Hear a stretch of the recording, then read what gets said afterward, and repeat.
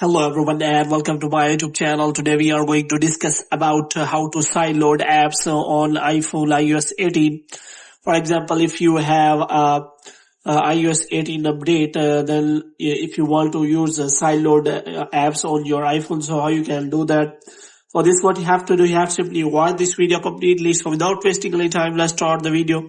So first of all, what you have to do, you have to simply make sure that you are connected to a proper Wi-Fi internet connection, and after that, what you have to do next is you have to simply turn on the airplane mode for some second, and after that you have to simply turn it off again. And the next thing you have to do is you have to simply go to settings, and after that you have to simply click on general, and this time you have to scroll it down until you find the option of transfer reset iPhone. So here you have to simply reset all of your network settings, and after that you have to simply go back. And the next thing you have to do, you have to again click on settings and you have to click on general. And here what you have to do, you have to simply click on software update. And after that, what you have to do, you have to simply install the latest iOS 18 update.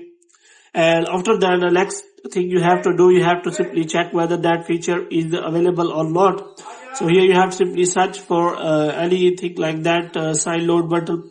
So there is no option available.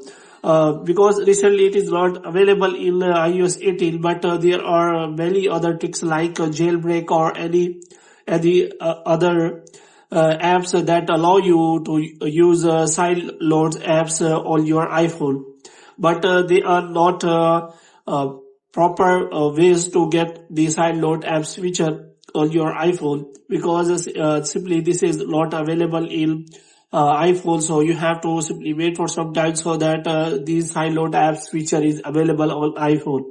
So hope you have liked this video. If you get more videos like these, you can subscribe our channel.